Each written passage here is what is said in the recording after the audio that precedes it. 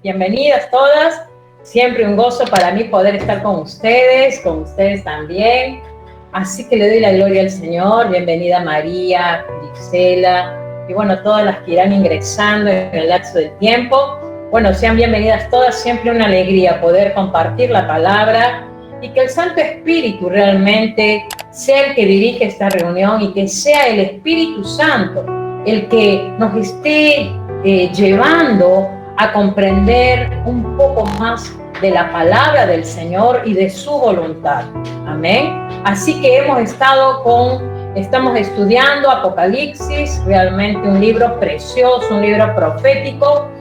Vemos que estamos así de poquito, pero ahí estamos avanzando y conociendo realmente qué precioso es todo lo que el Señor en su gran amor y misericordia ha dejado para su iglesia, para los de Cristo, para los que han nacido de nuevo, para aquellos que han sido redimidos. Como dice 2 Corintios 5:17, el que está en Cristo, nueva criatura es.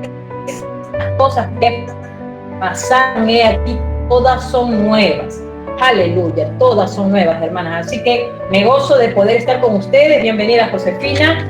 Así que gloria al Señor, amén. Bueno, vamos entonces a empezar con el capítulo 4. Hermanas, yo les pido que ustedes tengan allí su Biblia, por favor, abiertas en el capítulo 4. Tengan un cuadernito para anotar. Siempre es importante anotar los versículos, anotar los conceptos, las ideas. Sí, es importante porque ustedes después lo van a volver a repasar. Ustedes tienen que ser como los hermanos de la iglesia de Berea. Dice que estos hermanos, cuando el apóstol Pablo predicaba, estos hermanos iban directamente a las Escrituras. Entonces es importante que ustedes siempre tengan la Biblia en la mano y siempre un cuadernito para anotar. Así cada vez se va a ir comprendiendo lo que estamos estudiando. Bien, entonces habíamos visto ya las 7 iglesias y hoy vamos a empezar ya con el capítulo 4. Como una pequeña introducción, quiero decirles que hay un versículo muy importante. Ustedes busquen allí capítulo 1, versículo 19. Fíjense, ¿no? Dice las cosas que has visto. ¿Has visto? ¿Sí? El Señor le dice: escribe las cosas que has visto. Cuando Él se refiere a las cosas que has visto, se está refiriendo en el tiempo pasado. O sea, Él vio a Cristo glorificado, ¿sí? Él vio al Señor Jesucristo en toda su gloria, ¿sí? Esa es la revelación de Jesucristo a Juan, al discípulo amado, ¿sí? Y cuando habla acá, las cosas que son, vieron que el versículo sigue diciendo, las cosas que has visto. Después dice, y las que son. ¿A qué se refería las que son? Al presente, ¿sí? A las iglesias, al mensaje de las 7 iglesias y que han permanecido desde el tiempo del Pentecostés, cuando empezó la iglesia, prácticamente, la iglesia primitiva que siempre hablamos, hasta los días de hoy y hasta el día que Cristo nos venga a buscar, ¿sí? Porque los creyentes son el pueblo de Dios, son los redimidos, es la iglesia, ¿sí? Entonces, lo que le está diciendo el Señor Jesucristo, escribe las cosas que son, se está refiriendo al presente, a la iglesia, en el tiempo, ¿sí? Ya estamos en el 2021, pero la iglesia continúa, sigue la iglesia, y seguirá la iglesia hasta el día que Cristo nos lleve con Él. Hasta que nos arrebate, hasta que nos rapte, bueno, el nombre que quiera, muchos le dicen el rapto, el arrebatamiento, ¿sí? El arrebatamiento. Y tenemos que usar las palabras que están escritas en la Biblia.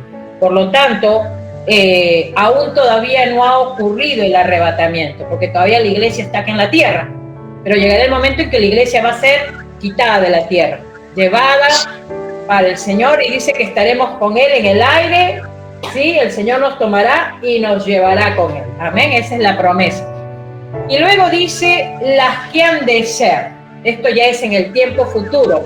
Lo que va a acontecer después que la iglesia sea quitada de la tierra. Después que la iglesia sea arrebatada, el Señor le dice a Juan, ahora las cosas que han de ser. Y así arrancamos el capítulo 4, ¿sí? Las cosas que han de ser. Fíjense que dice, después de esto, miré, y he aquí, ahí lo tenemos en pantalla, ya Apocalipsis 4, dice, después de esto miré, y he aquí una puerta abierta en el cielo, y la primera voz que oí, como de trompeta, hablando conmigo, dijo, sube acá, y yo te mostraré las cosas que sucederán después de estas. ¿Qué le estaba diciendo al Señor allí? Ya las cosas que sucederán después de estas. O sea, hay 3 etapas, hay 3 secciones, ¿sí? 3 secciones. Quiero que esto lo tengan como bastante claro. Hay 3 secciones.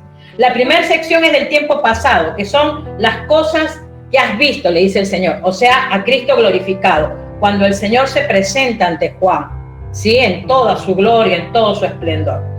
La segunda sección serían las que son. Esas son los mensajes dirigidos a las iglesias hasta el día de hoy, porque la iglesia todavía sigue en la tierra.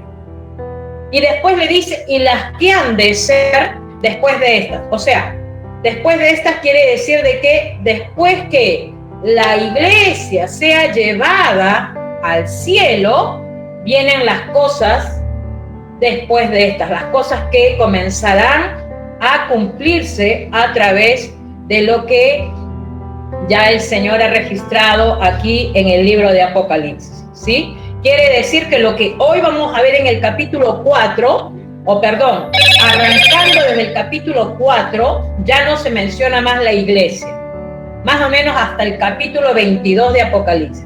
Ya no se habla de la iglesia. ¿Y por qué? Porque la iglesia ya ha sido arrebatada, la iglesia ya ha sido quitada de la tierra.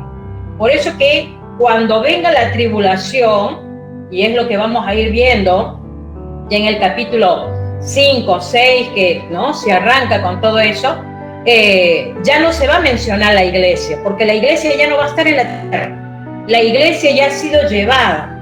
Y yo quiero que eso les dé a ustedes una tremenda consolación y un tremendo gozo de saber que si somos de Cristo vamos a ser arrebatadas y llevadas con Él. Esa es la promesa para los hijos de Dios. Amén. Y si ustedes tienen ahí sus Biblias, acompáñenme en Primera de Tesalonicenses. Primera de Tesalonicenses. Y allí podemos tomar un versículo. Y hay muchos. Yo solamente voy a tomar uno, como para que esto les pueda quedar claro. En Primera de Tesalonicenses, capítulo 4, versículo 17, dice, el apóstol Pablo decía, luego nosotros, está hablando del arrebatamiento, ¿sí?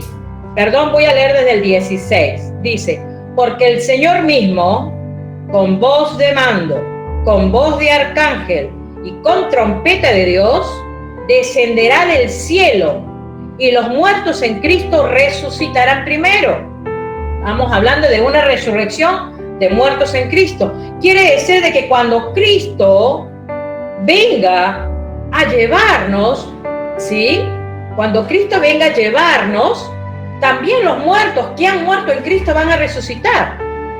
Quiere decir que todos aquellos, yo no sé si el Señor vendrá en este año o el próximo, pero en el momento que Él venga a buscar a su iglesia, no al mundo, no, a su iglesia, los creyentes, dice que en ese mismo momento los muertos en Cristo resucitarán primero, dice.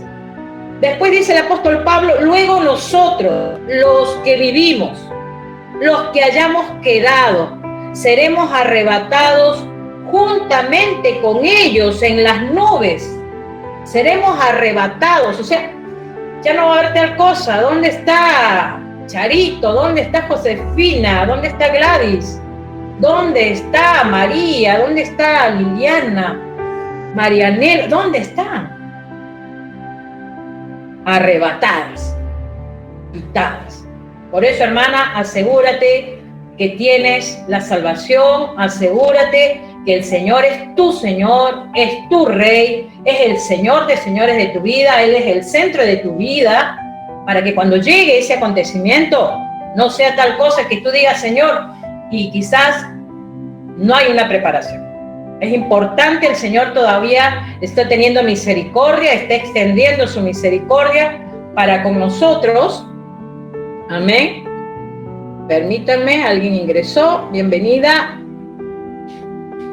Bien, entonces es importante que nosotras nos cercioremos que Cristo es el centro de nuestros corazones. Y dice el apóstol Pablo, seremos arrebatados. Buenas tardes, hermana Liliana.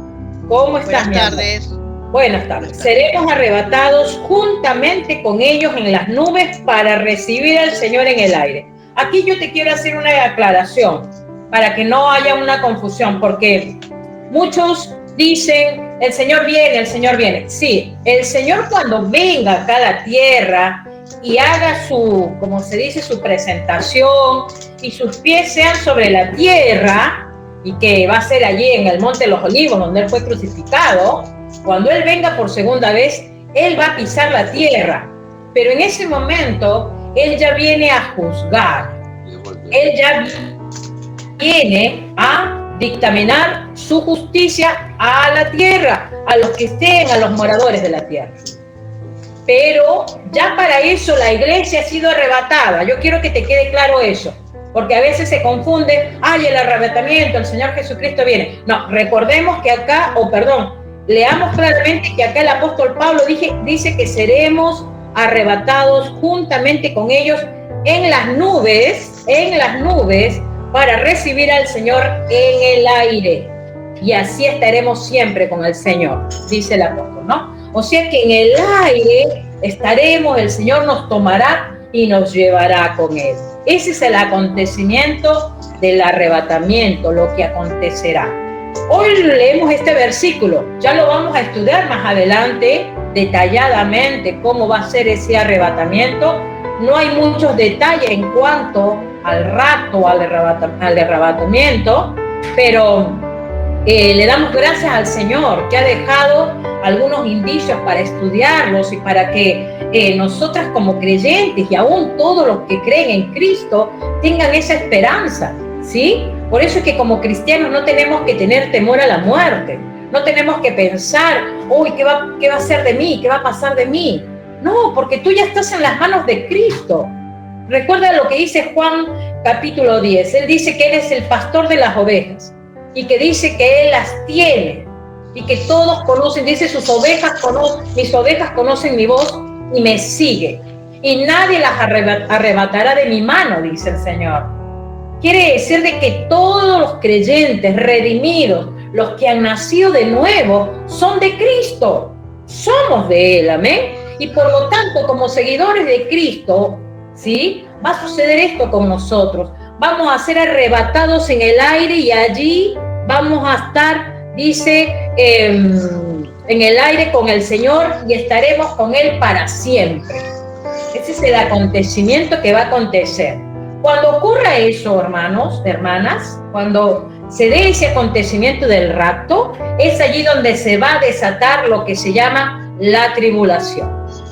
¿Y qué es lo que ya ahora el apóstol Juan comienza el Señor a detallarle? Va a ser es como que en ese momento cuando Juan dice, ¿no? Ahí en el versículo 4 dice, y después de esto miré y he aquí una puerta abierta en el cielo. Y la primera voz que oí como de trompeta. Por supuesto que no hay ninguna voz de trompeta. Bueno, hay gente que, si lo vemos en lo natural, hay gente que tiene instrumentos musicales y que a veces suelen decir, ¿no? Mi trompeta habla, ¿no? A veces suelen decir a veces que los instrumentos musicales pareciera que hablaran. Pero en este caso no estamos hablando de instrumentos musicales naturales, ¿sí? Sino estamos hablando de una voz de trompeta, como bien se refiere en el capítulo 1, que esa voz de trompeta era la voz del Señor Jesucristo, que le estaba hablando a Juan. Entonces el Señor le dijo a Juan, bueno, te voy a mostrar Primeramente, lo que has visto. ¿A quién estás viendo? A mí. Me estás viendo a mí, todo glorificado en el capítulo 1. Luego le dice ahora las cosas que son a las iglesias, las cartas dirigidas. Y ahora le dice, y ahora las cosas que son después de estas. Ya viene la tribulación. O sea que desde el capítulo 4, que viene la adoración, y ya desde el capítulo 5 comienza a arrancar todo lo que es la tribulación y todo lo que va a acontecer al mundo, pero eso sí, no a la iglesia, porque la iglesia ya estamos con el Señor, con Él, allí en el cielo reinando. Hermana, ¿tú lo crees? Si lo crees, di un amén. Amén, amén. Tienes que creerlo. Es la palabra la que lo dice, no Liliana. La palabra de Dios te está diciendo que vamos a ser arrebatadas en el aire y nos vamos a encontrar con el Señor. ¡Qué precioso! Yo no sé si tú lo imaginas. Sabes que yo siempre lo pienso y lo imagino, ¿no? Y a veces me dicen a mí, tenemos que ser como niños. Los niños, ¿cómo imaginan, no? Qué hermoso los niños cuando ellos, su mente, ¿no? Va a pensar y dicen cosas y por allí te quedas sorprendida porque dices, ¿cómo se dio cuenta? Qué rápido captan, ¿no? Porque tienen una mente tan limpia que directamente creen todo lo que se les dice. Entonces vemos que aquí el apóstol Pablo, por eso dice en el versículo 18, alentados los unos a los otros con estas palabras. O sea que el apóstol estaba diciendo, aliéntense. Desde hace 2000 años que él escribió, más de 2021 años, que él escribió esta carta a los tesalonicenses, sigue hasta el día de hoy esta palabra que dice, alentaos unos a otros. Y hermanas, por eso es esta carta de Apocalipsis, este libro de Apocalipsis, para alentarnos unos a los otros, porque nosotras ya no estamos en condenación, nosotras estamos en Cristo Jesús. Él es nuestro Salvador. Él fue el Cordero inmolado, habíamos cantado hace un momento, ¿no? El Cordero inmolado que fue a la cruz. Él es el Cordero. Él es el que dice que fue como Cordero al matadero. Y Él, el Señor Jesucristo, el que entregó su vida por nosotros, ahora está reinando a la diestra del Padre y está esperando el acontecimiento de llevarnos con Él. Él todavía tiene paciencia. Habíamos leído la vez pasada en la carta de Pedro que dice que no es que Él retarda su venida, como algunos creen, ¿no? No, el Señor se ha olvidado que va a venir. No, esto es una charla, a veces suelen decir, ¿no? Que creen que cuando se le dice, mira, el Señor, su retorno está, Él va a venir a buscar a su iglesia, entrega tu corazón al Señor, ¿no? Y a veces, por ahí suelen a veces no creer y reírse, ¿no? Pero sabes que el Señor lo ha prometido y todo lo que Él promete, Él cumple, ¿sí? Y Él está a la diestra esperando llegar ese momento, ese acontecimiento. Todavía está dando tiempo a todos aquellos que no le conocen para que se arrepientan y busquen de Él.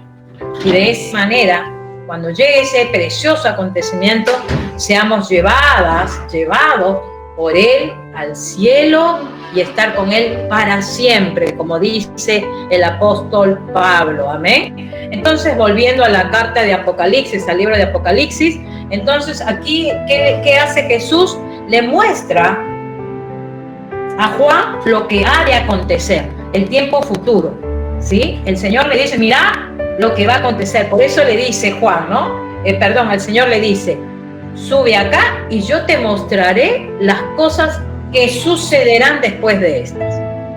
Fíjense. Bien, entonces vamos a pensar que todo lo que va a acontecer a partir del capítulo 5, ustedes imagínense que es como un programa de televisión. Vieron que cuando tienes el control, ¿no? Puedes ir de tu cama, vas cambiando un canal, no te gusta esa serie, cambias a otro canal, no te gusta, quizás quieres ver noticias, vas al noticiero, ¿no? Y ahí estás, ¿no? Con tu control remoto, cambiando lo que quieres ver. Bueno, esto que se va a presentar en el Apocalipsis es más o menos así. Se va a ir cambiando, no va a ser cronológicamente, o sea, esto que se va a ir viendo desde el capítulo 5 no va a ser algo que va a ser, digamos, lo que leemos en el capítulo 5, continúa lo que está aconteciendo, ¿no? El acontecimiento va a seguir en el capítulo 6, capítulo 7. No es cronológico, es por secuencias. El Señor le hizo ver a Juan las secuencias, ¿no? Tanto el presente, el pasado, el futuro, y le hacía ver como una cámara, como cuando estás viendo una serie y vas cambiando de canal, y mientras que Juan miraba un poco el cielo, todo lo que contemplaba, la hermosura que él veía, también el Señor le mostraba lo que iba a acontecer en la tierra, y todos los desastres, y todas las guerras, y las muertes, y todo lo que iba a acontecer, ¿sí? Eso es como, más o menos, te lo cuento, te lo hablo así más sencillamente para que se pueda comprender. Bien, entonces vemos que aquí el Señor le dice, después de esto miré, y aquí dice, una puerta abierta, y vamos a arrancar con una puerta abierta, ¿sí? Bien, vemos que cuando se habla, la Biblia habla de 4 puertas, ¿sí? 4 puertas. Primero cuando le dice, ven acá, ¿no? Permíteme un segundo, que acá tengo algunos puntos anotados. Bien, acá. Bien, cuando hablamos acá de estos acontecimientos, ¿sí? Vemos que acá el Señor le dice, después de esto miré, y aquí dice el apóstol, una puerta abierta en el cielo. O imagínate a Juan allí en el cielo. El Señor lo llevó hasta el cielo. Él estaba en el Espíritu, allí lo vamos a leer después. Y lo llevó el Señor hasta el cielo para mostrarle. Mira, hermana, yo no sé si tú te imaginarás, yo me emociono, y el Señor sabe cómo me quiebro, porque a mí se me pone como la piel de gallina del solamente hecho de pensar que el Señor se lo llevó a Juan a que vea ese panorama del cielo, y después el panorama de los acontecimientos del juicio a este mundo, y cómo le da esa muestra, justamente como que le está diciendo, mira Juan, todo esto va a acontecer allá, mira esto acá, esto es para ustedes, esto es para ti, no importa si estás sufriendo hoy en la tierra, no importa si te están martirizando, Juan, no importa si te tienen exiliado, si a los hermanos los están acribillando, si se burlan, si lo escupen, si los insultan, si los ofenden. Bueno, hemos estado viendo, de todas las iglesias que hemos estado viendo, cómo los hermanos eran martirizados en aquellos tiempos, cómo los hermanos eran realmente ultrajados, les quitaban la vida de la nada, ¿no? Como yo siempre pongo el ejemplo, que me quedé impactada, por eso siempre lo cuento, esos coliseos romanos, ¿no? Donde llevaban a todos los cristianos allí en esos coliseos y los dejaban allí en medio del coliseo, a todos, eran niños, eran ancianos, eran mujeres embarazadas, eran hombres, todos los cristianos, por el hecho de haber creído en Cristo, ¿no? Y cómo abrían esas rejas en ambos lados de ese coliseo para que salgan tremendos leones y para que se los coman, porque terminaban comiéndoselos, ¿no? Y uno piensa, Dios mío, qué tremendo estos hermanos lo que tuvieron que padecer por Cristo. Y sabes que a veces, a mí me toca tanto eso, porque a veces uno pone tantas excusas para seguir al Señor. A veces ponemos tantos argumentos para escuchar su palabra, para conocerla, para leerla, para estudiarla. Y a veces decimos no tenemos tiempo y tenemos que hacer miles de cosas. Y no te llenas, no te enriqueces de la palabra, que es la palabra del Dios creador. Hoy vamos a ver en este capítulo cómo adoran al Señor. Realmente, cómo adoran, y eso nos va a hacer a nosotros. Mira, hermana, si quizás no te gustaba adorar o eras poca de adorar, yo quiero que a través de este capítulo 4 que vamos a ver, realmente comiences a adorar al Señor con todas tus fuerzas, con todas tus ganas, con todo tu espíritu, y que realmente, ¿no?, sea el Espíritu Santo el que te llene de ese gozo, de ese amor y de ese agradecimiento al Señor por todo lo que Él está haciendo en nuestras vidas. Porque quizás tú puedas decir, no, pero no está haciendo nada en mí, sigue igual. Pero hermana, si sigue igual es porque todavía no estás renunciando a algunas cosas que por ahí quizás todavía te están jugando en contra. Pero recuerda como la iglesia de Filadelfia, que dice que fue fiel, que no negó el nombre de Jesús, que dice que fue fiel hasta la muerte, y a ellos se le otorga esos privilegios de poder estar en la presencia del Señor. Amén. Entonces vemos que aquí dice el apóstol Juan, un hombre, habíamos hablado que Juan tenía 95 años más o menos, era un anciano, no era un jovencito, ya era un hombre anciano, un hombre exiliado, un hombre que estaba en la cárcel, un hombre que había ido a la cárcel por creer en Cristo. ¿No te imaginas eso? O imagínate que tú estás porque crees en Cristo, venga la policía y te lleve y te enjuicie, ¿no? O te meta preso, ¿no? Por el solamente hecho de creer en el Señor.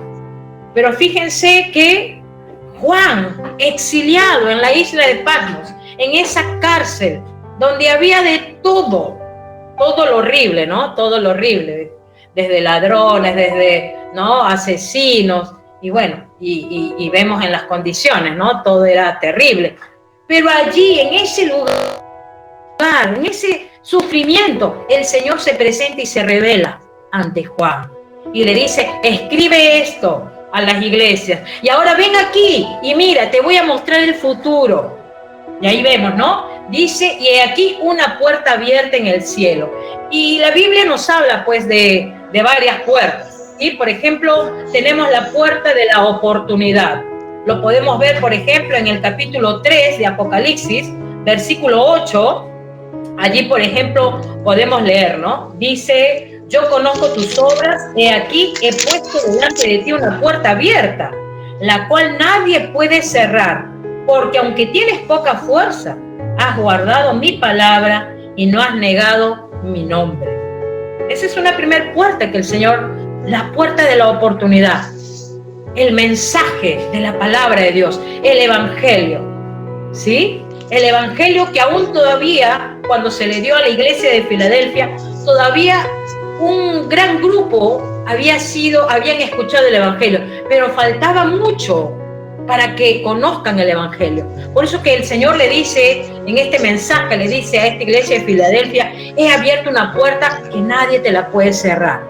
Nadie te la puede cerrar. Y hermanas, esa puerta hasta el día de hoy está abierta, porque hasta el día de hoy el evangelio se sigue predicando, porque el Señor la abrió y nadie la puede cerrar, porque el único que la puede cerrar es ¿quién? El Señor Jesucristo. Porque bien, por eso dice él, he abierto una puerta, dice, la cual nadie puede cerrar. Así que la primera puerta que se abre es la puerta de la oportunidad para seguir predicando el evangelio. Y hermanas, yo les felicito a ustedes porque están cada miércoles, cada sábado aquí recibiendo el mensaje. Y hermanas, por eso te digo que anotes, para que esto también se lo transmitas a tus seres queridos, a tus vecinos, a tus amigos, a tus amigas, a tantas personas que necesiten conocer estas verdades y que entreguen sus vidas al Señor Jesucristo para que sean salvas, porque de eso se trata, la salvación que da el Señor Jesucristo. Después la otra puerta que se habla es la puerta del corazón humano, y justamente lo dice también la carta de Apocalipsis 3 en el versículo 20, dice, he aquí yo estoy a la puerta y llamo, si alguno oye mi voz y abre la puerta, entraré a él y cenaré con él y él conmigo. Otra puerta que el Señor dejó abierta.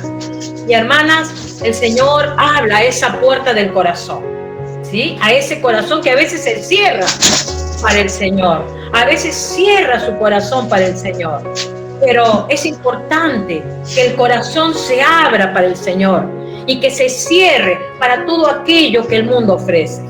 Hoy vemos en el mundo cómo el corazón del hombre está realmente obstinado en seguir haciendo lo malo. La carta de Isaías ya lo profetizó. El profeta dijo, llegará el tiempo que a lo bueno le llamarán malo y a lo malo le llamarán bueno. Y lo podemos ver, hermanas, todo cómo se está moviendo, aún cómo salen, maestros. Yo me quedé pensando la vez pasada cuando puse ahí en el grupo un video, ¿no?, de ese coro del LGTB, ¿no?, de estos varones, digo porque son varones, ¿sí? Y cómo muchos han hablado sobre ese video Y yo escucho a las maestras que enseñan a nuestros niños, que dicen que tenemos que tener tolerancia y que tenemos que amarlos y que tenemos que entenderlos y que tenemos que aceptarlos. Entonces yo digo, ¿no? Cada vez va ingresando más todas esas corrientes y cada vez pensamos, y aún los creyentes terminan creyendo esa filosofía humana que no viene del Señor, que son cosas realmente en contra del Señor. Y no es que no amemos a esas personas. Nosotros también somos pecadores, hermana. Claro que sí, la que habla peca. Pero soy una pecadora arrepentida, siempre lo digo, porque me arrepentí de mis maldades. Y desde que conocí al Señor, cada vez que hago algo que no está bien, voy a los pies de Cristo y me arrepiento, le pido perdón. Y le digo, Señor, ayúdame a cambiar. Cambia mi carácter, mi temperamento. Es así diariamente, porque quiero agradarle a mi Señor. Y yo sé que cada cristiano que ha nacido de nuevo tiene ese mismo sentir. Entonces, nosotros podemos amar, ¿sí?, a las personas en la condición que se encuentren, pero no podemos favorecer su pecado. Primero, no porque nosotros no lo querramos. La Biblia lo establece. La palabra de Dios, el Señor ha dejado establecido, varón y hembra hizo el Señor. Adán y a Eva no es un tercer sexo. Ya el Señor lo ha establecido desde un comienzo y hasta un final. Por lo tanto, nosotros podemos amar a los seres humanos, pero no correr en su pecado. No, eso no. Y como cristianos tenemos que marcar la diferencia en eso. Y tenemos que realmente, ¿no?, conocer las Escrituras para, con la firmeza de decir, podemos amar esto, pero no el pecado que se comete. Porque eso es algo que se hace en contra de Dios, en contra de la voluntad de Dios. Y nosotras somos sus hijas y tenemos que hacer la voluntad de Dios. Amén. Entonces, la otra puerta que también tenemos en la Biblia es la puerta de la revelación. En el versículo 1 justamente, ¿no?, como ahí bien lo estamos leyendo, dice, esta puerta, y aquí una puerta abierta en el cielo. Pues, y aquí una puerta abierta en el cielo. Esa es una revelación que el Señor se la da ¿a quién? A Juan, un ser humano, un hombre de 90. Esta revelación de lo que va a acontecerle al mundo, el juicio de Dios para las naciones. Es una revelación, y que no solamente fue para Juan, es también para nosotros, porque hasta el día de hoy la estamos estudiando, la estamos leyendo, la estamos conociendo, la estamos absorbiendo, la estamos masticando. Por ahí hay cosas que quizás te va a entrar la duda, vas a decir, ¿será así, no será así?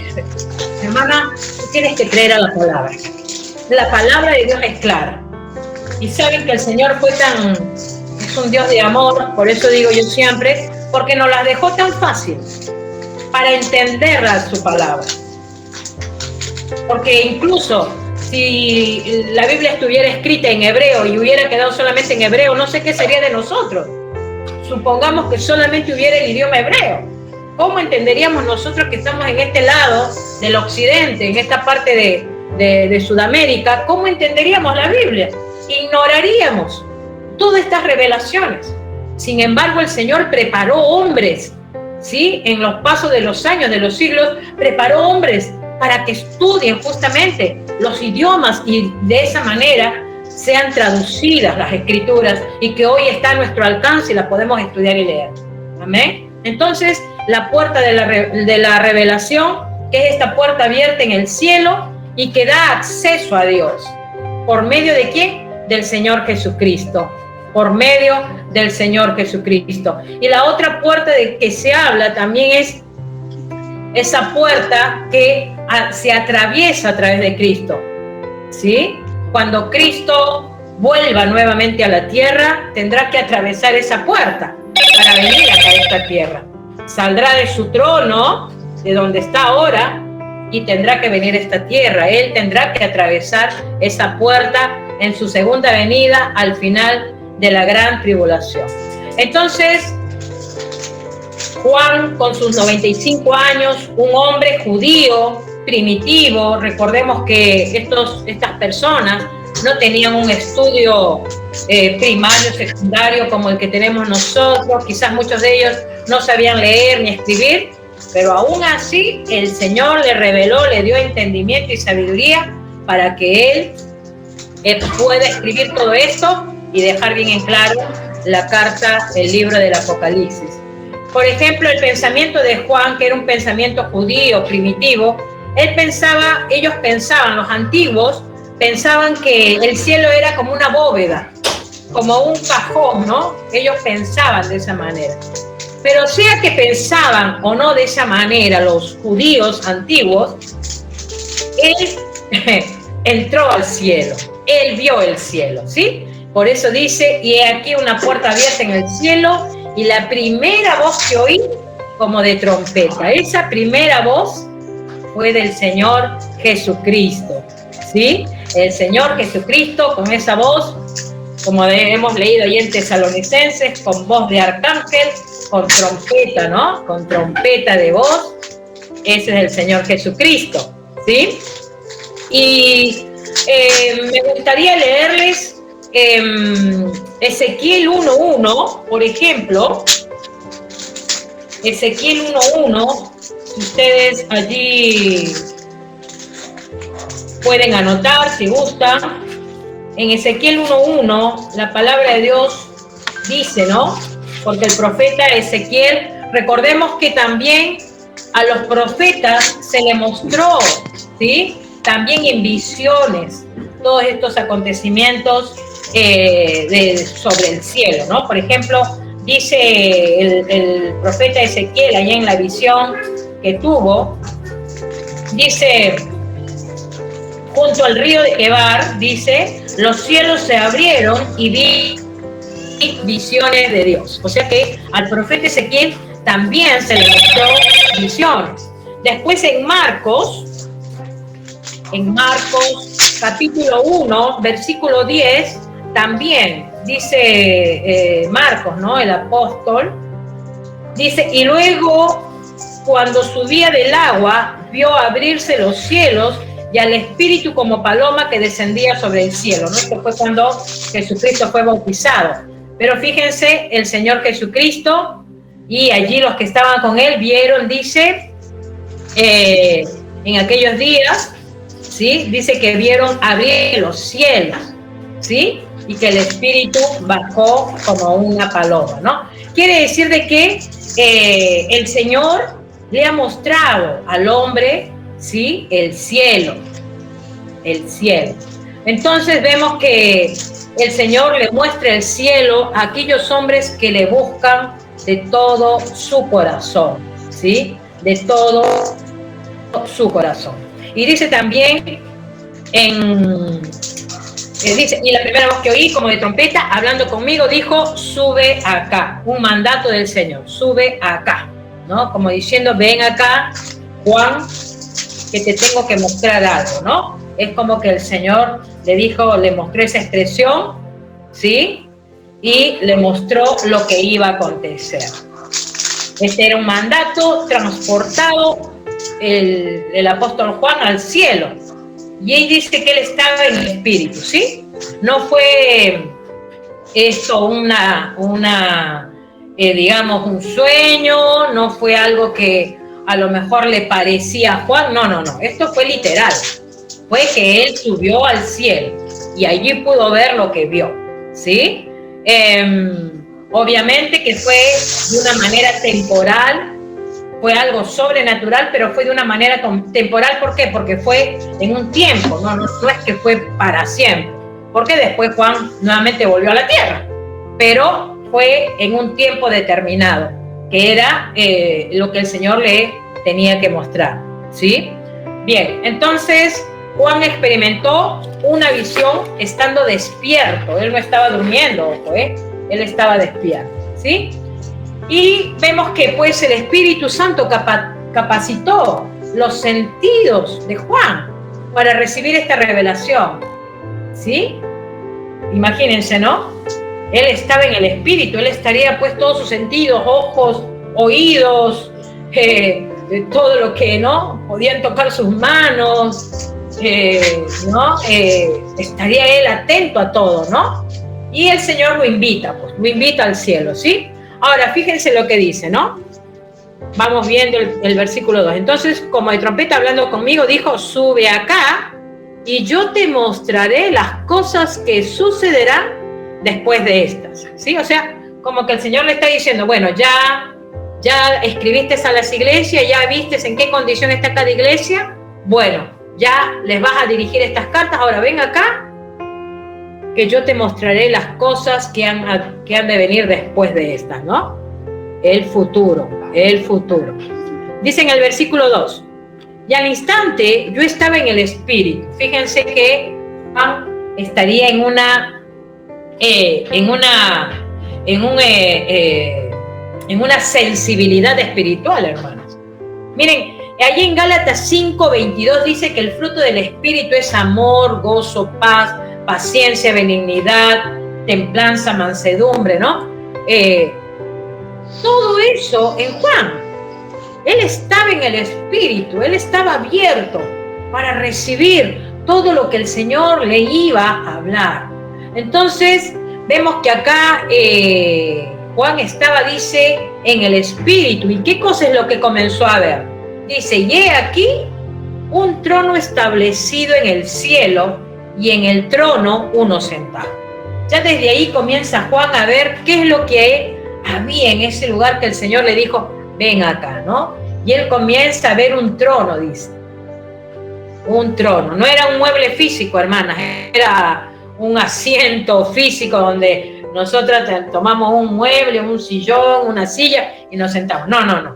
Él vio un trono, ¿sí?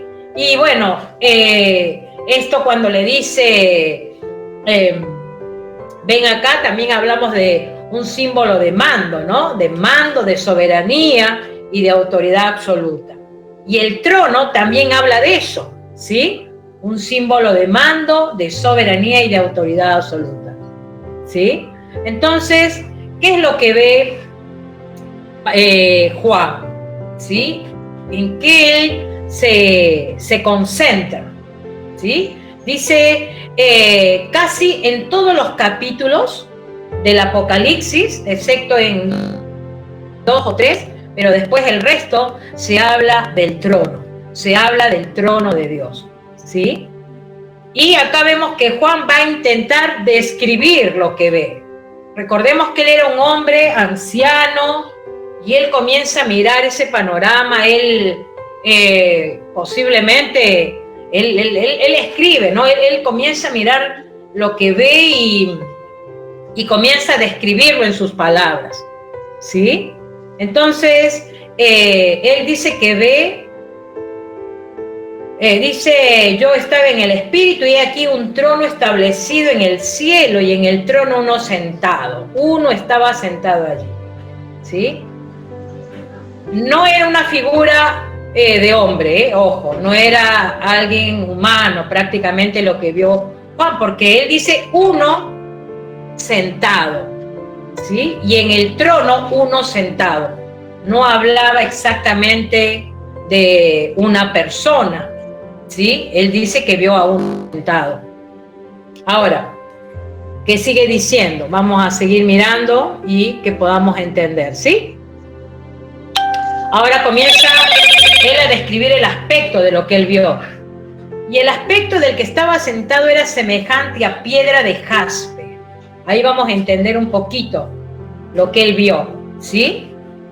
Por supuesto que él, cuando dice y vio un trono, él está hablando del trono de Dios, ¿sí? El trono trino de Dios, porque aquí juega el papel el Espíritu Santo, el Señor Jesucristo, el Hijo y el Padre, ¿no? Los tres prácticamente, ¿sí? Y pues Juan ve todo el brillo y toda la gloria de Dios en este panorama. Y dice que vio, dice, y el aspecto del que estaba sentado era semejante a piedra de jaspe. Bueno, la piedra de jaspe se usaba en el pectoral del sacerdote en el Antiguo Testamento, ¿sí? Por ejemplo, esto lo encontramos en Éxodo 28:20, ustedes anoten, después lo pueden leer. Se habla de la ropa del sacerdote, en este caso Aarón, por ejemplo, que fue el primer sumo sacerdote. él tenía un pectoral y en su pectoral tenía tenía piedras, ¿sí? Piedras brillantes. Y había una piedra que era como una piedra de jaspe. La piedra de jaspe es un diamante, ¿sí? Y puesta al sol da un brillo deslumbrante, ¿sí? Un brillo deslumbrante, imagínense, ¿no? Es lo que estaba mirando Juan. Yo quiero que usemos un poco la imaginación, ¿sí? Él ve a uno sentado y dice que era de aspecto, del que estaba sentado era su aspecto era semejante a piedra de jaspe, o sea que era como un diamante, ¿no? Un diamante posiblemente, ¿no? Posiblemente era como un diamante que brillaba, un diamante que justamente cuando se pone al sol, con esta otra piedra preciosa, disculpen, dice era semejante a piedra de jaspe y de cornalina.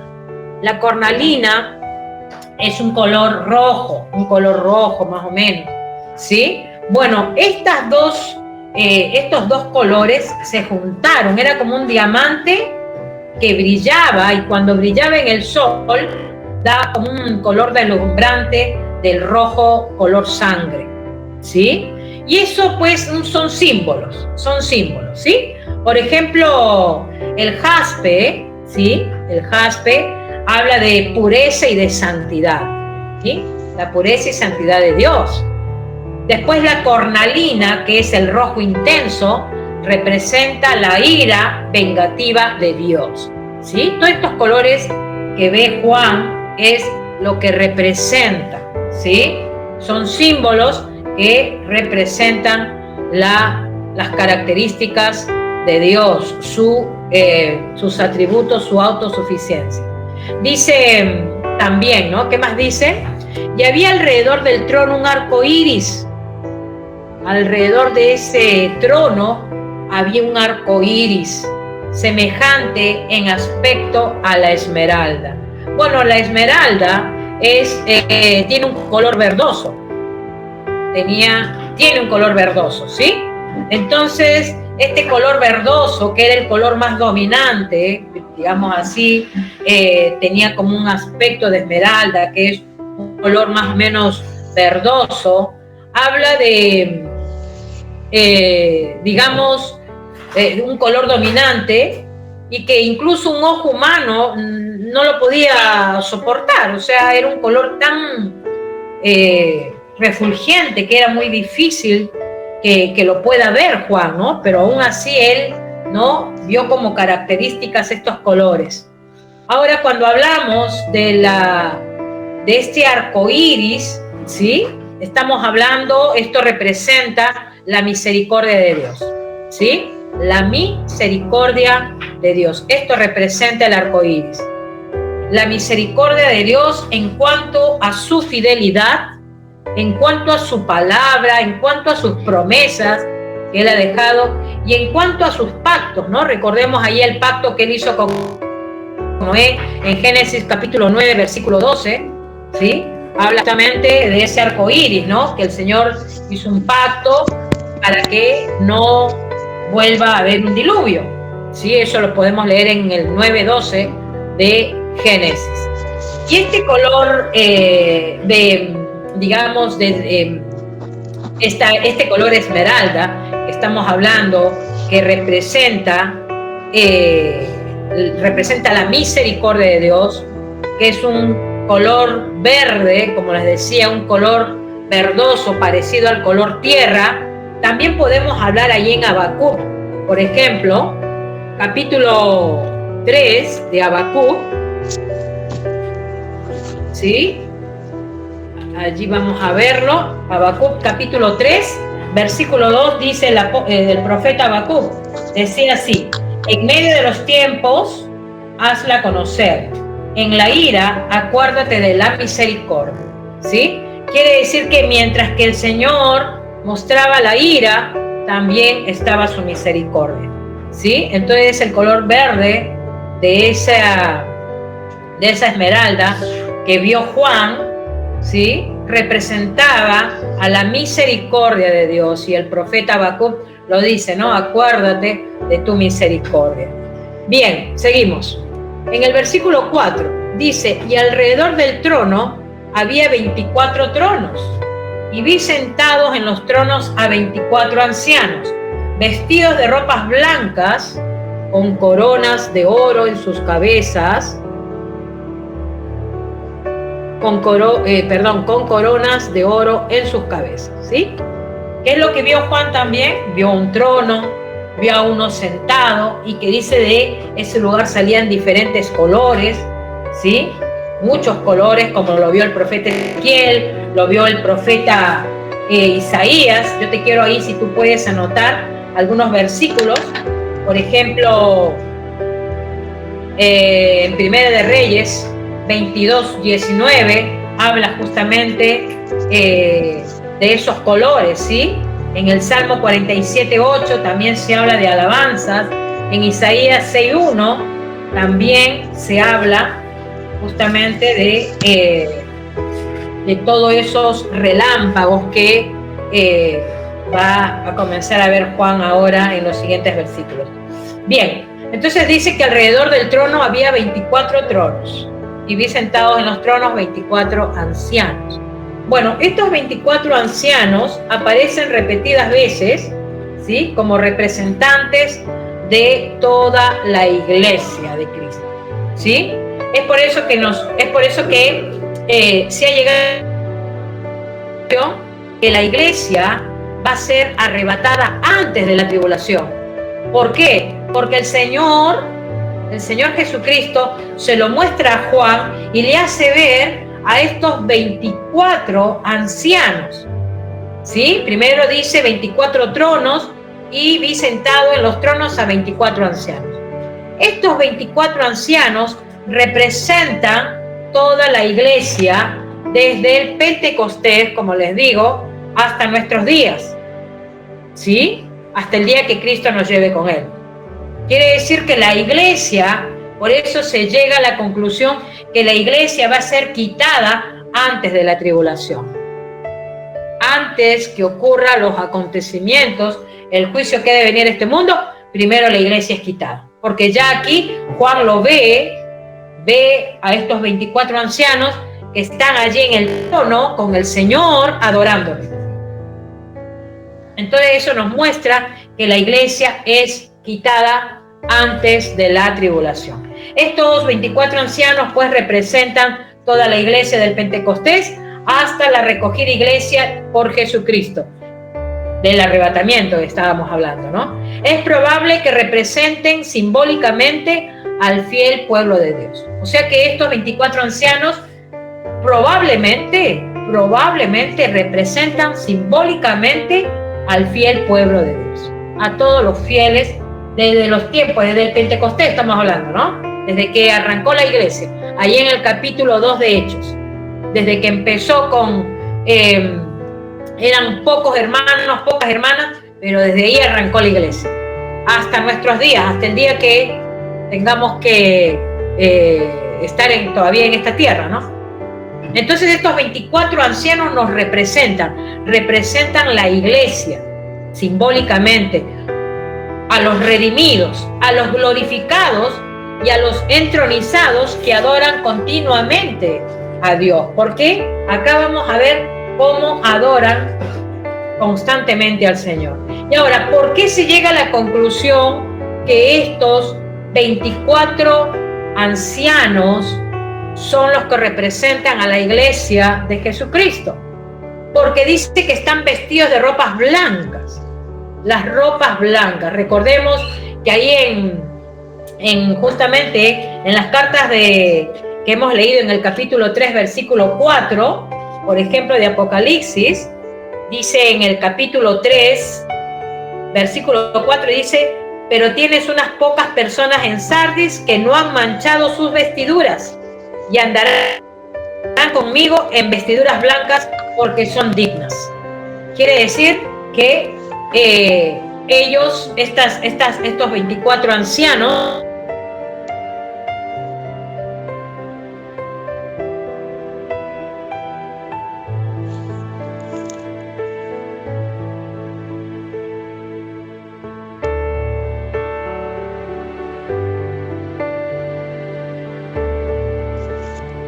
Se fue la voz, hermana Liliana. No se le escucha.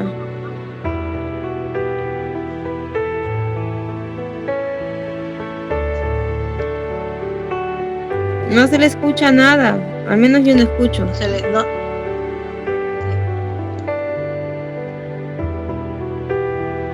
se escucha nada, hermana Lili. ¿Ahora me escucha? Sí. ¿Ahora sí? Ya, perfecto. Discúlpenme, por ahí se nos fue un poco en contra el internet. Pero aquí estamos de nuevo. ¿Me escuchan bien todas? Sí, sí. ¿Sí? Bárbaro, perfecto.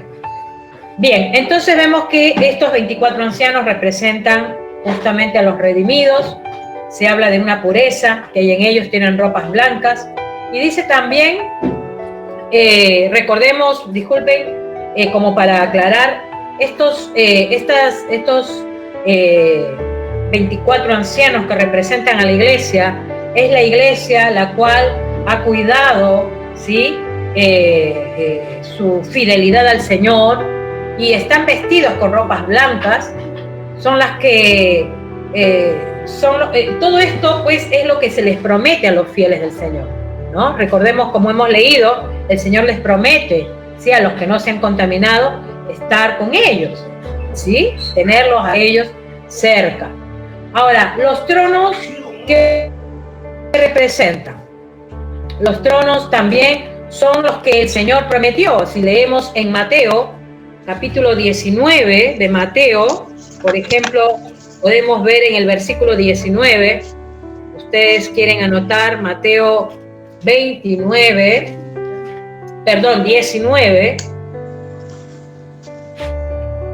hay muchos versículos, pero por el tiempo, hermanitas, no les digo a todos, pero por lo menos algunos. En el capítulo 19 de Mateo, versículo 27 al 29, dice, ¿no? Entonces respondió Pedro, le dijo, he aquí, nosotros lo hemos dejado todo y te hemos seguido. ¿Qué pues tendremos?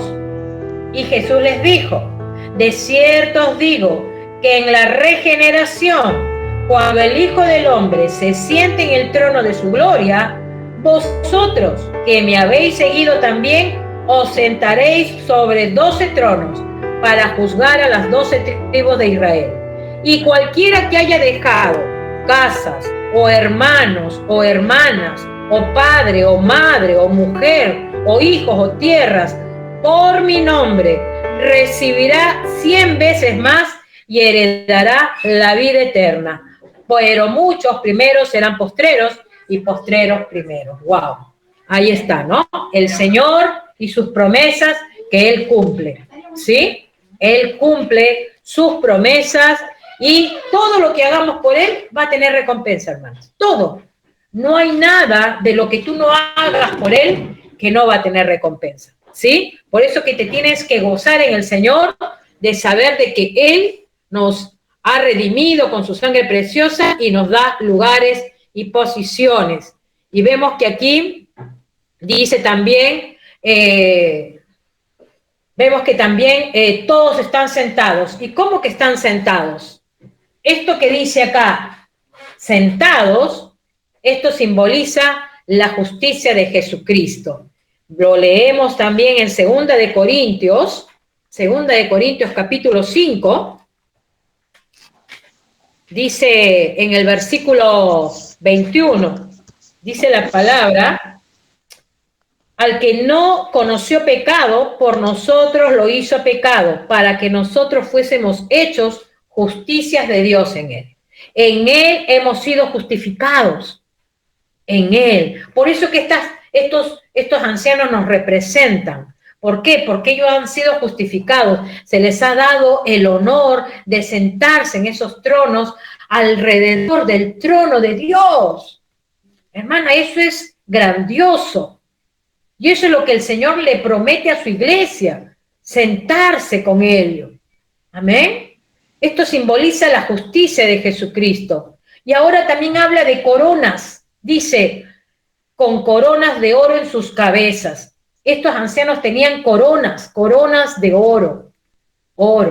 Y aquí en el capítulo 4 en el 14 de Apocalipsis, en el 14, versículo 3, dice, ¿no? Y cantaban un cantico nuevo delante del trono y delante de los 4 seres vivientes y de los ancianos, y nadie podía aprender el cantico sino aquellos 144,000 que fueron redimidos de entre los de la tierra. Justamente aquí ya se está hablando de los redimidos que van a ser justamente alcanzados por el Señor y ya en medio de la tribulación, ¿no? De esos 144,000, que eso ya lo vamos a ver en el capítulo 14. Pero ellos también con los ancianos, ¿no? Con todo lo que se veía ahí, dice que cantaban un cantico delante del trono. ¡Qué tremendo!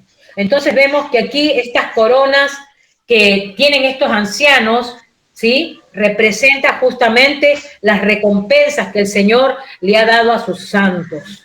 Esas recompensas que Él nos promete. En 2 de Timoteo, capítulo 4, 2 de Timoteo 4, versículo 8, dice, por lo demás, esto decía el apóstol Pablo, por lo demás me está guardada la corona de justicia, la cual me dará el Señor juez justo en aquel día, no solo a mí, sino también a todos los que aman su venida, aleluya. Todos los que aman su venida, hermana, aprende a amar al Señor, aprende a amar al Señor, aprendan a amar al Señor. Quizás de repente hoy estás como confundida, pero deja que el Espíritu Santo te ayude y que te enseñe a amar al Señor, hermana. Dice que Él va a poner coronas, y el apóstol Pablo acá lo dice claramente, y todos aquellos que aman su venida. Yo no sé si tú estás anhelando verle, yo sí le anhelo ver. Yo sí anhelo verlo al Señor. Yo no sé si será este año, el que viene, el próximo, pero en mi corazón está el anhelo de ver a mi Señor, que Él me dé ese privilegio, por lo menos así como Juan, rendirme a sus pies. ¿Sí? Vieron que, entonces dice que estas coronas son las recompensas. También lo podemos leer en Santiago 1:12, podemos leer en 1 de Corintios 6:3, 1 de Pedro 5:4, habla de las coronas. Hablan de las coronas. Y si nos vamos al versículo 10 del capítulo, de este mismo capítulo 4, fíjense lo que dice, ¿no? Vamos un ratito al versículo 10. Dice, los 24 ancianos se postran delante del que está sentado en el trono y adoran al que vive por los siglos de los siglos y echan sus coronas delante del trono diciendo, Señor, digno eres de recibir la gloria, la honra y el poder, porque tú creaste todas las cosas y por tu voluntad existen y fueron creadas. Gloria al Señor. Quiere decir que echan sus coronas, hermanas. En ese momento, pensé que ni las coronas quizás nos impacten, porque vamos a estar tan anhelosas realmente de ver a nuestro Señor, que yo creo que las coronas quedarán de lado. Amén. Entonces, dice que ellos echaron sus coronas delante del trono y adoraron y alabaron al Dios constantemente. Y en el versículo 5, vamos al versículo 5, dice, y del trono salían relámpagos y truenos y voces, y delante del trono ardían 7 lámparas de fuego, las cuales son los 7 espíritus de Dios. Los 7 espíritus de Dios. ¿Sí? Y acá cuando Juan habla esto, ¿no? Él está añadiendo más detalles a esa descripción que él está haciendo, que para él todo era impresionante. Yo, como les vuelvo a repetir, usemos la imaginación y realmente tienes que impresionarte por todo esto, porque esto es realmente tremendo, ¿no? Bueno, Juan comienza a detallar un poco más, ¿no? Él dice, habla de relámpagos y truenos, y todo esto, pues, hermana, habla de la furia, ¿sí? De ese Dios, ¿sí? De justicia divina, ¿sí? no son productos de una furia de la naturaleza, ¿sí? No es que hubo truenos y porque la naturaleza y porque el mar se levantó. No, no, no, no, no. Acá se está hablando de la justicia divina de Dios, que son como relámpagos y truenos, era lo que escuchaba Juan, ¿sí? Relámpagos y truenos, y que esto habla de la justicia divina que viene de un Dios temible y poderoso sobre un mundo lleno de pecado, ¿sí? Estas son las manifestaciones de Dios, y eso lo puedes leer en Ezequiel capítulo 1, versículo 13. Son las manifestaciones de Dios. Y cuando habla acá de estas 7 lámparas de fuego, cuáles son los 7 espíritus de Dios, está hablando del Espíritu Santo, ¿sí? Recordemos que el número 7 es el número perfecto, el número de Dios, el número de la perfección, y vemos que habla de aquí de los 7 espíritus, la plenitud del Espíritu Santo, ¿sí? El Espíritu Santo en toda su plenitud. Bien, después seguimos. Después, digamos, continuamos.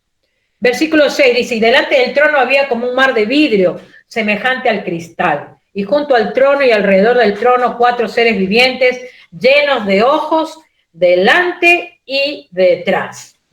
Fíjense. Había, dice, un mar de vidrio, un mar de vidrio. Y este mar de vidrio significa el juicio. Es ese juicio que ha de venir a la tierra, ¿sí? Posiblemente se especula, ¿sí? Pero lo que vio Juan es un mar de vidrio. Y podemos también decir de que en el original griego, este mar de vidrio significa, porque acá se lee, ¿no? Como un mar de vidrio, pero en el original griego se lee como si fuera de vidrio, ¿sí? Quiere decir que el mar, pues podemos entender que representa la santidad y la justicia de Dios. Esto lo podemos ver en Mateo capítulo 5, versículo 8. Mateo 5, 8. Podemos leer, por ejemplo, bienaventurados los de limpio corazón, porque ellos verán a Dios, dice, ¿no? Vemos que esto habla justamente, los de limpio corazón, los cuales verán a Dios, habla justamente, ¿no? De esa justicia de Dios, de esa santidad de Dios y de ese juicio que vendrá para todo aquel que su corazón no está santificado, ¿sí? También podemos ver que en Primera de Tesalonicenses 3:13, el apóstol Pablo también exhorta allí a los tesalonicenses, a ver, es Primera de Tesalonicenses, capítulo 3, versículo 13, dice, para que sean afirmados vuestros corazones, irreprensibles en santidad delante de Dios nuestro Padre, en la venida de nuestro Señor Jesucristo con todos sus santos, ¿sí? O sea que habla de la santidad, ¿sí? La santidad de Dios, una santidad inalcanzable, ¿sí? De Dios, esa majestuosidad de Dios, ¿sí? Y qué bueno que aquí Juan lo ve ese mar en calma, ¿no? Que habla una posición de descanso, una posición a lo que la iglesia ha llegado, ¿no? Estar delante del trono de Dios, esos 24 ancianos, ¿sí? Ya en este momento que la iglesia ya está en el cielo, ya no está sufriendo en la tierra. Ya no hay tal cosa de que los creyentes estarán en la tierra sufriendo, siendo escarnio para los incrédulos, ¿sí? Y quizás, como yo les digo siempre, ahorita está todo bien todavía, pero van a llegar esos tiempos, hermana, ¿eh? La persecución, donde muchos cristianos van a ser realmente tomados, ¿sí? Muchos van a ser, lamentablemente, perseguidos, muchos van a ser realmente, ¿cómo es? Quizás ya exterminados, ¿no? Bien, entonces vemos que aquí vamos a pasar entonces a lo siguiente, dice los 4 seres vivientes, ¿sí? Fíjense que dice que vio un mar de vidrio semejante al cristal y junto al trono, fíjense, junto al trono, dice, y alrededor del trono 4 seres vivientes, llenos de ojos, delante y detrás. Qué escena, ¿eh? Qué escena que Juan vio. Estos 4 seres vivientes, en griego, se dice zoa. Y de esa palabra zoa viene la palabra zoológico, ¿sí? Estos seres vivientes no son animales salvajes, como por ejemplo en el capítulo 13, cuando se habla de león, de leopardo, por ejemplo, se habla de la bestia, del oso. No, no, no. Estos 4 seres vivientes no hablan, no es referente a ningún animal salvaje, ¿sí? Sino que estos 4 seres vivientes son los que aparecen frecuentemente en esta escala celestial, ¿sí? Y que están siempre al lado del trono de Dios. Vamos a ver qué quiere decir, ¿sí? Estos 4 seres vivientes. Primero que nada, siempre están cerca del trono de Dios y del Cordero. Estos 4 seres vivientes también alaban y adoran a Dios. Esto lo podemos leer en el capítulo 6, versículo 1 y 7 de Apocalipsis. Dice que uno de ellos, ¿sí?, va a entregar a los ángeles, a los 7 ángeles, las 7 copas de la ira. Esto lo vamos a ver ya en el capítulo 15 de Apocalipsis, en el versículo 7.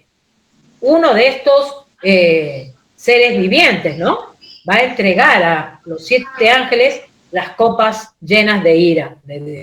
Dice, ahora, los ángeles que se mencionan en el Nuevo Testamento siempre están relacionados con la presencia de Dios, con el poder y la santidad de Dios, ¿sí? Ahora, vemos que aunque Juan acá describe esto que escribe Juan no es idéntica, por supuesto, a lo que escribe el profeta Ezequiel, porque Ezequiel también habla en el capítulo 1, versículo 4, y eso sí se lo quisiera leer, ¿sí? Ezequiel es un poquito largo, pero yo le voy a tomar unos 2, 3 versículos, Ezequiel, ¿sí?, capítulo 1, para entender qué cosa o quién eran estos seres vivientes, ¿no?, llenos de ojos, delante y detrás.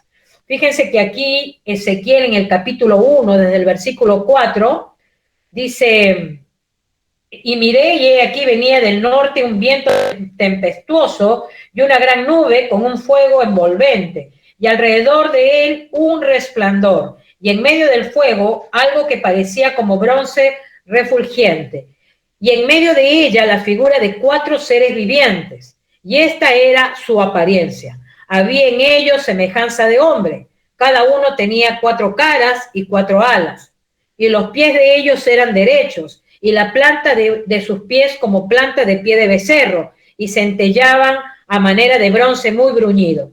Debajo de sus alas, a sus 4 lados, tenían manos de hombre, y sus caras y sus alas por los 4 lados. Con las alas se juntaban el uno al otro, no se volvían cuando se andaban. Bueno, después dice que en el versículo 10, y el aspecto de sus caras era cara de hombre, y cara de león al lado derecho de las 4, y cara de buey, y a la izquierda en los 4, bueno, dicen muchas cosas, ¿no? Tenemos que leer hasta el versículo 24, pero esto hace una referencia también a lo que Juan estaba viendo. No es idéntico, pero hace una referencia, ¿sí? Y en el capítulo 10 de Ezequiel, en el mismo Ezequiel capítulo 10, podemos también allí comprender lo que Ezequiel estaba queriendo decir, ¿sí? Capítulo 10, versículo 5. A ver, permítanme. Sí, en el versículo 5 dice Ezequiel, ¿no?, del capítulo 10. Y el estruendo de las alas de los querubines se oía hasta el atrio de afuera como la voz del Dios omnipotente cuando habla, ¿sí? Quiere decir que lo que estaba viendo Ezequiel era querubines. Y lo que estaba viendo Juan también. Quiere decir de que el Señor, ¿sí?, tenía querubines. Estos 4 seres vivientes, ¿sí?, que se refería justamente Juan, eran los mismos seres vivientes que vio Ezequiel, por supuesto. Eran seres sobrenaturales e incluso indescriptibles, ¿no? Pero se trataba de querubines, ¿sí? Estos querubines eran los seres más elevados, seres celestiales que estaban alrededor del trono de Dios. Y estos querubines representan las fuerzas vitales de la creación cuya función primaria es adorar al Señor. Vemos que estos querubines son los que siempre han estado al lado del trono de Dios. Y estos querubines dice que estaban llenos de ojos. Estos llenos de ojos simboliza la vigilancia de estos querubines, esa vigilancia incesante. Estos querubines tienen conocimiento, tienen percepción sobresaliente y nada escapa de ellos. Ellos están atentos a todos. Ahora, ¿quiénes fueron esos querubines? Sería la pregunta, ¿no? Si vamos nosotros al Génesis capítulo 3, versículo 24, allí podemos leer, por ejemplo, una referencia a Adán y a Eva, ¿no? Que cuando ellos fueron desobedientes, ¿sí? Y querían ir a comer al árbol de la vida, ahí estaba el querubín, ¿sí? Ese querubín que no les permitía a ellos a ir a comer del árbol de la vida. ¿Por qué? Porque ya habían desobedecido, ¿sí? Ya habían escuchado la voz de la serpiente, ya habían sido engañados. Y por su desobediencia no comieron del árbol de la vida. Eso lo podemos leer en Génesis capítulo 3, versículo 24. También vemos en Éxodo capítulo 25, versículos 18 al 20, habla también que se construyó el arca, ¿sí? El arca del tabernáculo, donde Dios también puso querubines, ¿sí? Quiere decir que estos querubines eran símbolos que representaban, ¿sí? La presencia de Dios, la gloria de Dios, ¿sí? Que se presentaba en medio de estos querubines. Y muchas referencias a estos querubines, ¿sí? Hay numerosos pasajes que hablan de estos querubines alrededor del Señor. Entonces vemos que estos seres vivientes que eran querubines son seres angelicales que están cerca de Dios y los guardianes de su trono, ¿sí? Los guardianes de su trono. Entonces, bien, ¿qué simbolizan estos 4 seres vivientes que estamos viendo? ¿Sí? Simbolizan justamente lo más noble, lo más fuerte, lo más sabio, lo más veloz que hay en esta naturaleza, ¿sí? Ellos tuvieron el privilegio de estar en una esfera particular, o sea, estar adorando a nuestro Dios Todopoderoso. Amén. Bien, continuamos.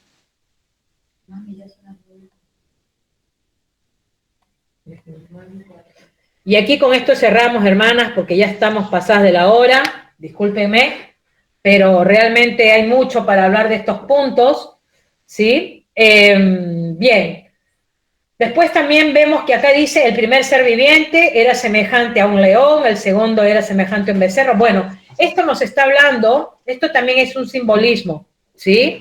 Esto está relacionado con los 4 evangelios y con sus autores, ¿no? Los autores de los evangelios son Mateo, Marcos, Lucas y Juan, ¿no? Cada uno con una mirada diferente, pero todos hablando de lo mismo, de la vida del Señor Jesucristo. Nacimiento, vida, muerte y resurrección, ¿sí? Los 4 hablan lo mismo, ¿sí? Bien, y se habla, ¿no? Por ejemplo, un hombre llamado Ireneo en el 170 después de Cristo vio a estos 4 seres vivientes que representaban 4 aspectos de la obra de Jesucristo en los 4 evangelios. Por ejemplo, a Mateo, ¿no? En el evangelio de Mateo, él lo representaba a Jesús como un león. Y vemos que también a Jesús se le conoce como el león de la tribu de Judá. Después también en Marcos también se le representaba, ¿no? Como una proyección de un sacerdote en su obra, ¿sí? Alguien que venía como siervo. Él representaba al becerro. El tercero dice tenía rostro como de hombre. Esto representaba justamente la encarnación, el Hijo del Hombre, que lo dice Lucas, ¿sí? Se enfatiza la humanidad del Señor Jesucristo. Y por último dice, y el cuarto era semejante a un águila volando. Esto habla de la deidad del Señor Jesucristo y lo menciona Juan, ¿no? Juan, que justamente es el que está recibiendo esta revelación. Y vemos que de todo esto pues se habla de, según Ireneo, ¿no? Un sacerdote, ¿no? De la iglesia en el año 170, él dice, ¿no? Que todo esto habla de 4 pactos principales. El primero era, el primer pacto, ¿sí? Que Dios hizo con la raza humana era el primer pacto con Adán, que fue antes del diluvio. El segundo pacto fue con Noé, que fue después del diluvio. El tercer pacto fue con la ley mosaica, con Moisés, cuando entregó sus leyes. Y el cuarto pacto fue el que renovó el Señor con el hombre por medio del Señor Jesucristo. Quiere decir de que es allí donde hubo una renovación de pacto a través de Jesucristo, ¿sí? Viendo que Cristo, también a través de él, muchos, ¿no? Serán resucitados en el tiempo postrero. Y bueno, ¿no? Ya después los otros puntos los vamos a seguir viendo, sí, en la siguiente oportunidad que tengamos, aunque ya con esto vamos a ir cerrando ya. Yo creo que unos minutitos más, hermanas, así cerramos con el capítulo 4. Dice, los 4 seres vivientes tenían cada uno 6 alas y alrededor y por dentro estaban llenos de ojos y no cesaban día y noche de decir, santo, santo, santo es el Señor Dios Todopoderoso, el que era, el que es y el que ha de venir, ¿sí? O sea que incesante alabanza y habla de la santidad de Dios, ¿sí? Habla de la omnipotencia de Dios y habla de la eternidad de Dios, ¿no? Aquí vemos que así es Dios representado. Y en el versículo 9 dice, y siempre que aquellos seres vivientes dan gloria y honra y acción de gracias al que estaba sentado en el trono, al que vive por los siglos de los siglos. Los 24 ancianos se postran delante del que está sentado en el trono y adoran al que vive por los siglos de los siglos y echan sus coronas delante del trono diciendo, Señor, digno eres de recibir la gloria y la honra y el poder, porque tú creaste todas las cosas y por tu voluntad existen y fueron creadas. Fueron creadas. Amén. Entonces vemos que ya desde el versículo 9 al versículo 11 es una escena de adoración. Una adoración grandiosa, ¿sí? Todos alaban a Dios interrumpidamente, ¿sí? Fíjense que en la antigüedad dice que había una expresión de adoración a un gobernador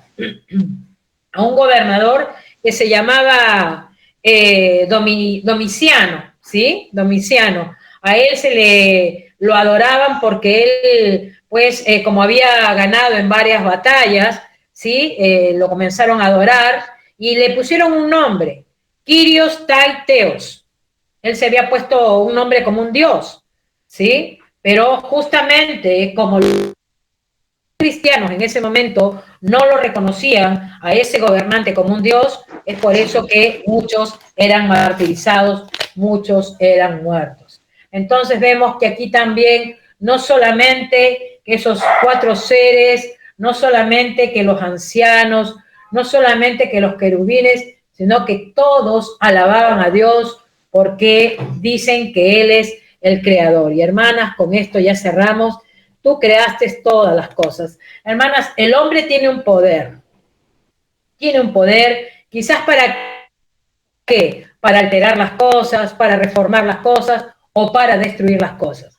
Pero no tienen el poder de crear las cosas. Porque el único que tiene el poder para crear las cosas es nuestro Dios Todopoderoso. Él es el creador. Y como dice, ¿no? Y por su voluntad existen, fueron todas las cosas creadas. Amén. Los que están en el cielo, en la tierra y aún los que están debajo de la tierra.